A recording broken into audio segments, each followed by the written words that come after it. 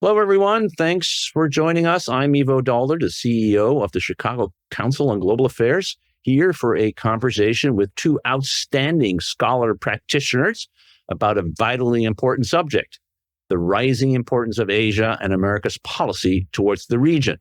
In a new book, The Lost Decade, The U.S. Pivot to Asia and the Rise of China, Robert Blackwill and Richard Fontaine write that despite more than a decade of bipartisan agreement, Asia matters most to America. The reality of that agreement has so far little to show for it. China has continued to rise. Asia has become ever more important economically, strategically, and diplomatically. And yet, successive administrations, Democrats and Republicans, while claiming they were pivoting to Asia, have failed to implement a clear strategy to make that pivot a reality. So here to talk about this new book and about U.S. policy towards Asia more generally are its two authors. Robert Blackwill is the Henry A. Kissinger Senior Fellow for U.S. Foreign Policy at the Council on Foreign Relations. Ambassador Blackwill served as Deputy National Security Advisor for Strategic Planning under President George W. Bush, as a presidential envoy to Iraq, and as ambassador to India from 2001 to 2003. Richard Fontaine is the Chief Executive Officer of the Center for New American Securities, and he served as the president of CNAS from 2012 to 2019 and as a senior fellow for 3 years prior to that. Before coming to CNAS, he was a foreign policy advisor to Senator John McCain and worked at the State Department, the National Security Council, and on the staff of the Senate Foreign Relations Committee. Before we begin our discussion, I just want to note that all of our Chicago Council programming regarding China, our events, our content, and research are made possible in part through support from the Dr. Scholl Foundation. Bob, Richard, welcome. Great to see both of you. Wonderful to have you on to discuss what is really a terrific book. Congrats on both writing it and getting it out. Bob, let me start with you. What do we mean by the pivot to Asia, and where did it originate from, and what was its purpose? Well, thank you, Ivo, and thank you for having us. The pivot to Asia was born in the fall of 2011, and it was first unveiled in a 5,000-word plus article by Hillary Clinton in a Foreign Policy magazine. And she announced that from then on, Asia would be America's first external priority, not its only priority, but its first priority with first claim on U.S. resources and attention. And this was a radical change in U.S. grand strategy. For the first time in American history, Europe was not the first priority of American foreign policy.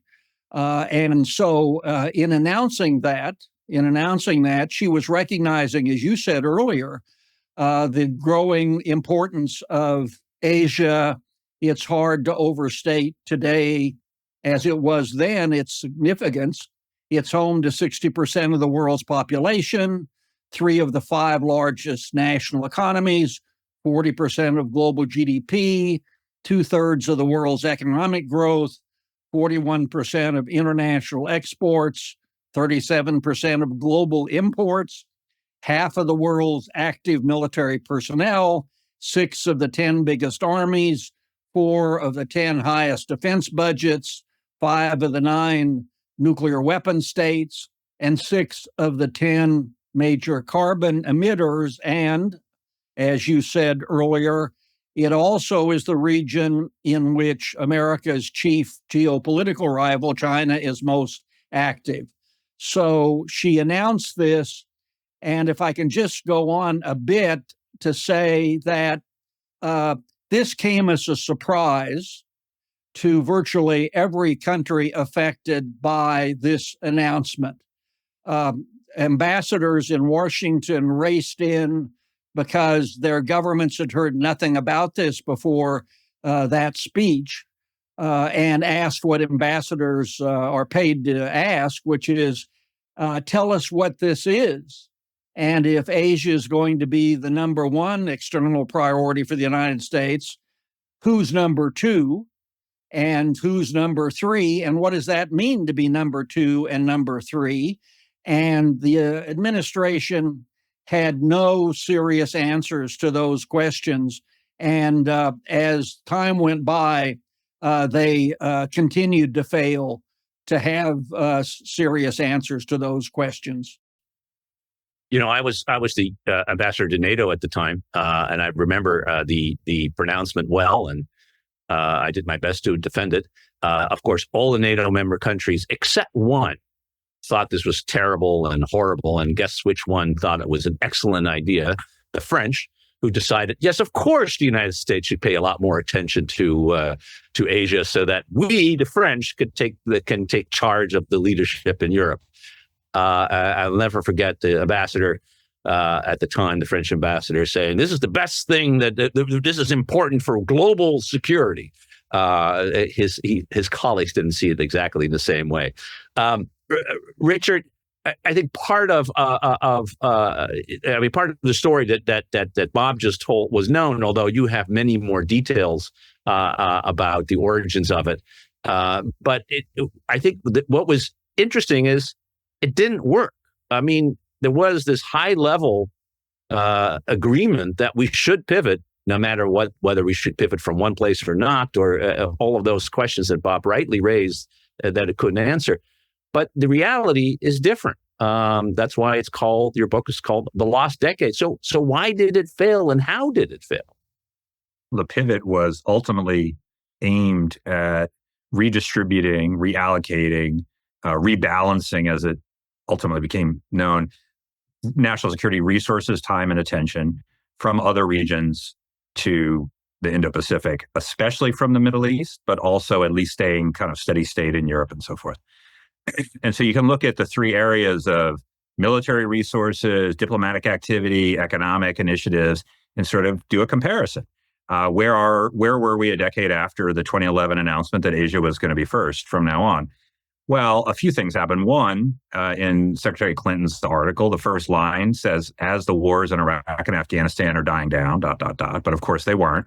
The United States pulled all the troops out of Iraq in 2011. They were back in a few years to go fight off ISIS in bigger numbers than they were when they first, in 2011. But we know the war in Afghanistan went on for another decade. So there wasn't the sort of peace dividend from ending the greater Middle East wars that had originally been intended. There wasn't a big amount of defense resources. On top of that, sequestration went into effect. So this budget control action, which knocked $500 billion out of the U.S. defense budget over all of these years. So that meant that not only did you not have a bigger slice of the pie for Asia, really, but you had a smaller pie altogether. So when the Air Force and the Navy came out and said, well, henceforth, we'll have 60% of our assets deployed in the Indo-Pacific, well, that was a shrinking Navy. So at best, you were going to sort of maintain where you were in Asia-Pacific rather than grow your resources. On the trade side, TPP, the Trans-Pacific Partnership Agreement, was the lodestar, certainly of the economic element of the pivot, and many said that it was the strategic element as well. Our friend Ash Carter, who was Secretary of Defense, famously said he would rather have TPP approved by the Congress than have an aircraft carrier. Well, it wasn't approved by the Congress. By looking for approval by the Congress in 2016, it got caught up in presidential politics. And so the four last candidates, including Hillary Clinton herself, all came out in opposition to it. And we know that Trump came out when he was elected and pulled the United States out. The diplomacy was sort of all over the place. And so you did see a surge of diplomacy in the Indo-Pacific under Hillary Clinton and Kirk Campbell and others.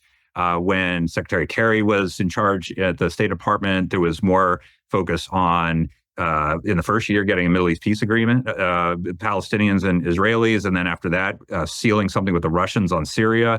Trump administration was really into this maximum pressure campaign on first on North Korea and then on Iran. And so it just kind of was all up and down depending on what events were going on in the world and everything else. And so, you get to a situation where, for having pivoted to Asia, there's actually more American troops in Europe, now than there was in 2011. And we still have, roughly the same military presence in the Middle East. I would say that the final thing that probably explains some of this is, Bob talked about what a major departure this was in U.S. grand strategy. We're always a Europe first country, and now we're going to be an Asia first country.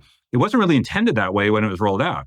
mean, you asked the officials who were sort of in there, and they were sort of surprised by how much people were reading the Clinton article with this sort of scriptural exegesis, trying to figure out exactly what this meant and that meant. They thought they were sort of summarizing the way things were or where things were going. But nevertheless, it has so much sort of strategic logic within it, even though it wasn't so totally articulated, that it did get this momentum of its own. It became kind of at least the background blueprint for where Republicans and Democrats and administrations wanted to go into the future.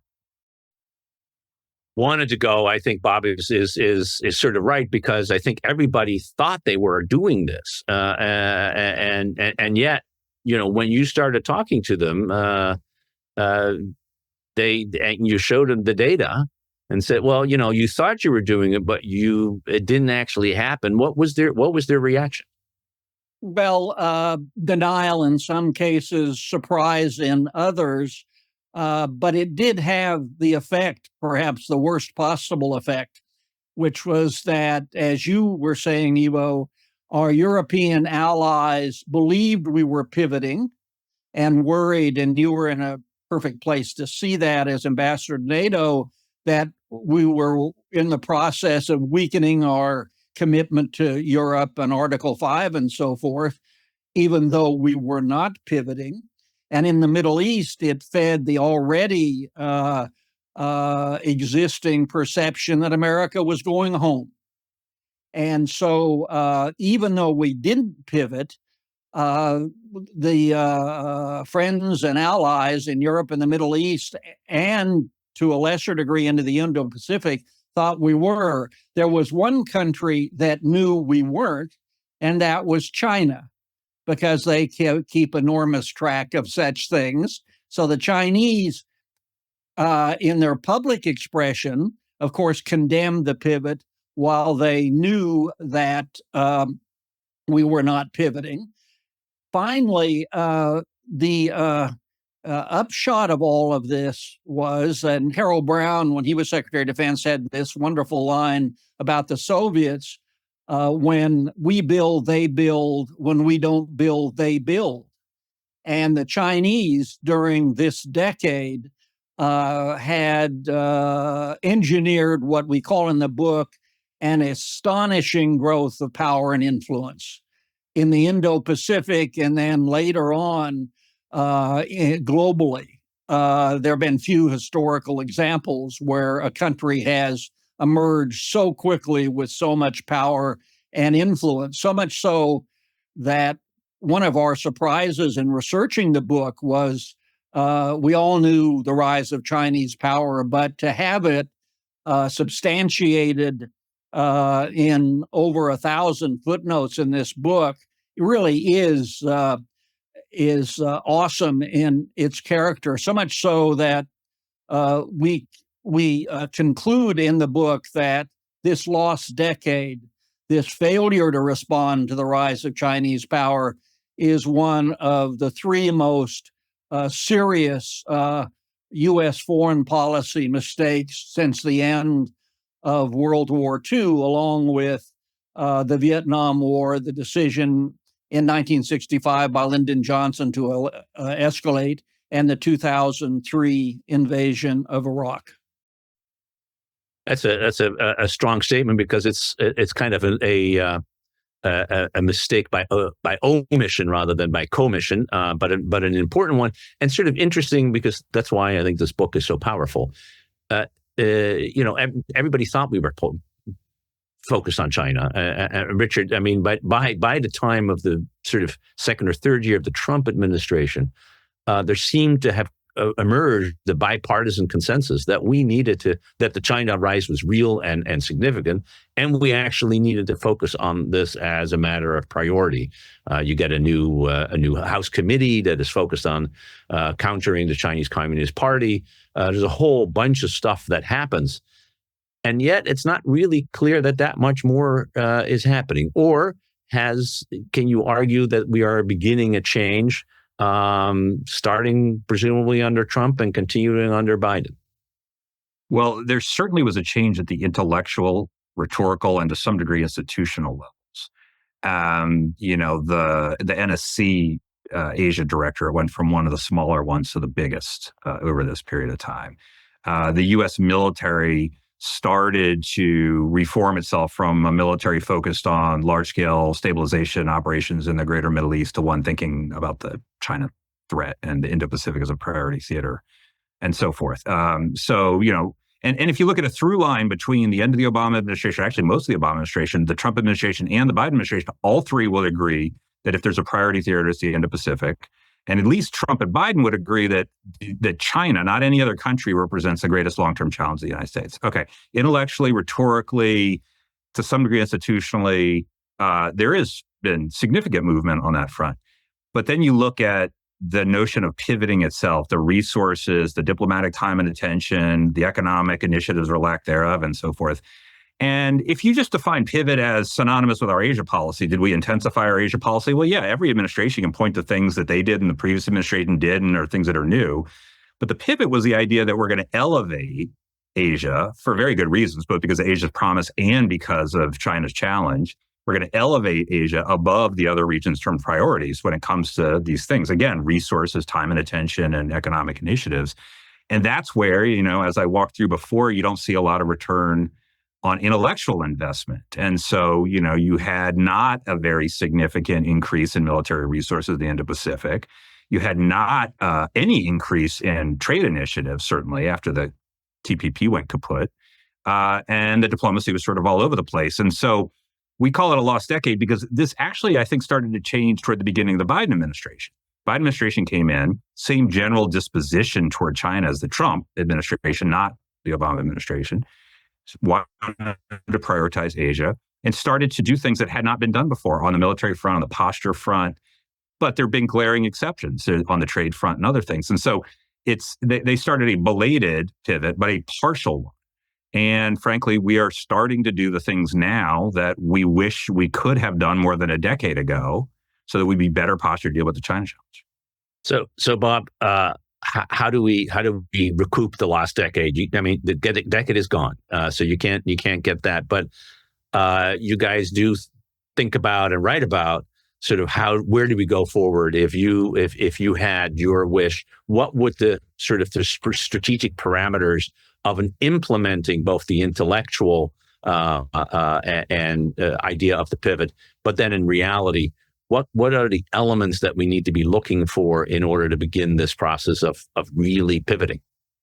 Well, picking up on what Richard said earlier, many might think that we would begin with the military side. But the most glaring lacuna is in our trade policy. We have no trade policy toward Asia. And we all know that is a premier subject for Asian nations.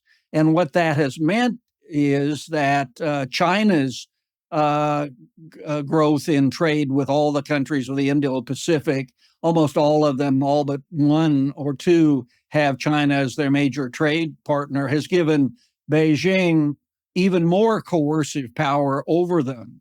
So we would start, I think, with we need a trade policy. Now that's difficult, of course, in the current situation and impossible this election year.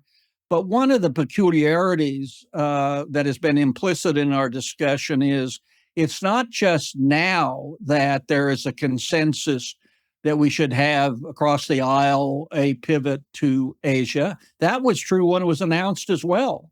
So all the way through from 2011, both parties have thought we should pivot. We just didn't. And we have discussed some of the reasons. So there is the beginning, a trade policy toward Asia. Second, there is the military dimension. The cross-straits balance of power has tipped against the United States in this decade. This current defense budget, in real terms, is less than the last one. And we need a substantial rise in U.S. defense spending if we're going to meet our global obligations. That leads me to say the third thing is, and then I'll let Richard pick it up from here, but the third thing is that we do need to keep remembering that we have vital national interests in Europe and the Middle East. So we reject the China, China, China, sole U.S. strategic preoccupation argument that one hears in Washington these days. We can, we think, withdraw military forces from both Europe, air and sea, and the Middle East, while retaining our deterrence, and also subject to surges if necessary in the Middle East. We've done that during the Gaza crisis, as we know. But we need a bigger defense budget. So I'll go over to Richard to continue. Richard. I'll just say, I would just say that, Russia's invasion in Ukraine, maybe counterintuitively, over at least the medium term, I think is going to make a pivot more possible than it would have been otherwise for a couple of reasons. One, you look at the way the Asian countries themselves have responded to this. Japan is going to double its defense budget in 5 years and have the third biggest defense budget in the world once it does so, which is pretty amazing, and wants to partner more actively with the United States and sees the deteriorating military balance in the Indo-Pacific. Other countries in the region are doing the same thing. They've been shocked by a number of things, but the biggest was not just China, but also Russia's invasion of Ukraine. Ivo, as you know better than anybody else, we've gone from 3 or 4 or 5 or 6 NATO allies hitting 2% of GDP to by the end of this year, I've heard numbers of 17, I've heard 20. Let's check in at the end of this year and see exactly where they are. But whatever it is, it's a multiple of what it was. The Russian military is weaker than it was. The NATO countries are more capable than they were, and some of the things that previously constrained some things we could do, like the NATO-Russia Founding Act and the CFE treaty and stuff like that, are gone, and it allows us to do more creative things in terms of where we put troops and how much air and naval power is necessary to reside in Europe as opposed maybe to the Indo-Pacific. So there's some possibilities there. I just emphasize the thing that Bob hit on, though, because some people will argue, at least a few people will argue, well, if you care so much about China and Asia, we'll cut off Ukraine. I mean, couldn't you spend $80 billion, $100 billion, whatever the number is? Couldn't you better spend that in Asia, countering China, deterring war? And the answer is no, for reasons we could get into, but especially because of the interlinkage of what happens in Ukraine, what happens in Europe, and what is going to happen on the other side of Eurasia. But not even the Asian countries themselves believe that, right? So Japan has given $12 billion of assistance to Ukraine, $12 billion it could use to deter China in its own neighborhood if it thought that that was the strategically wiser choice. It has not. Not even the Taiwanese themselves call for those kinds of measures. And so, ultimately, this is about balance. The United States is not and will not become and should not try to become a regional power focused only on Asia. We are a global power with interests in multiple regions, and especially in Europe and the Middle East. It's how to prioritize those things that's the trick. So I think all of this makes a lot of sense, and I just want to put one thing on the table and see if that's part of your strategy or could be part of the strategy, which is the entire pivot discussion has sort of implied implicitly that there is there's a trade-off between what we do transatlantically and what we do transpacifically, and indeed we organize our entire government. We have, European affairs directorates and assistant secretaries, and Asian affairs directorates and assistant secretaries, and we have an Indo-Pacific command and a European command, and it's how we organize and have organized ourselves. And in some ways, the challenge that China and Russia, in different ways, but nevertheless pose military and economically, is best countered by the one thing we have and they don't have, which is allies. And it seems that part of the strategy is how do we overcome this trans-Pacific, transatlantic split in our own schizophrenic mind, and actually bring together the European and Asian allies and North American allies in a much more integrated strategy to both counter China and Russia, wherever it is, because the Chinese are in Europe too, in large number. Particularly if you think about the economic strategy that I think both of you rightly point out is so critical. How are you going to do an economic strategy without the Europeans being part of that? And so, to what extent are you thinking about the integration of the European and Asian allies, partners that we have, as part of I don't know, not the pivot. Maybe it's called the pivot, but or to rebalance. But really, in order to deal with the threats that we all face together. And Richard, you've written just to give you a plug here, a wonderful piece with in Foreign Affairs on the axis of upheaval with Andrea Kendall Taylor, just making the case that you have this axis and you need to counter it, and allies are the way to do that. Exactly. So, as you said, our top asset here is our alliance structure, and it's the greatest comparative advantage because pick any of the four of the so-called axis of upheaval: China, Iran, North Korea, or Russia. None of them have real allies. None have allies that would really fight for them or anything else. We see this every day. Whereas we've got a much broader system, and it's a huge advantage to us. So. So how do you deal with this? There's some things that are ultimately zero sum and some things that aren't, right? So if you have two aircraft carriers floating off the coast of Israel because Israel, was massacred, Israelis were massacred at the hands of Hamas, and those carriers are not in Asia Pacific, that's pretty zero sum, and they're going to be in one place or the other. You could do a trade agreement. I mean, at least theoretically, you could do TPP and TTIP simultaneously if you had the political will to do it. There's nothing constraining. Diplomatic efforts get a little blurrier, right? So today, kicks off this week of NATO summitry in Washington. Will largely be about Russia and Ukraine, although I think it'll actually be about the United States at this point. But there are Asian leaders here, and they will be talking about China, among other things. Well, is that Asia diplomacy or is it European diplomacy? Well, it's mostly European diplomacy, but it's a mixture. Well, there's some areas where the Europeans are, I think, important to dealing with China. So, for example, again, those who say, well, militarily, it's a drop in the bucket in terms of European capability out in the Indo-Pacific. They should focus on their own neighborhood and sort of leave the Indo-Pacific to the Americans.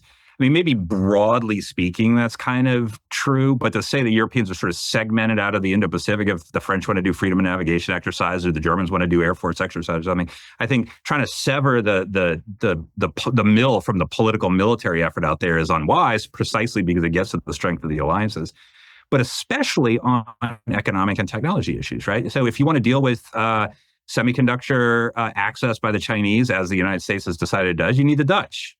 Without the Dutch, it doesn't get you very far. If you want to pick some other issue, well, and you'll need another European country, or maybe you'll need the whole EU.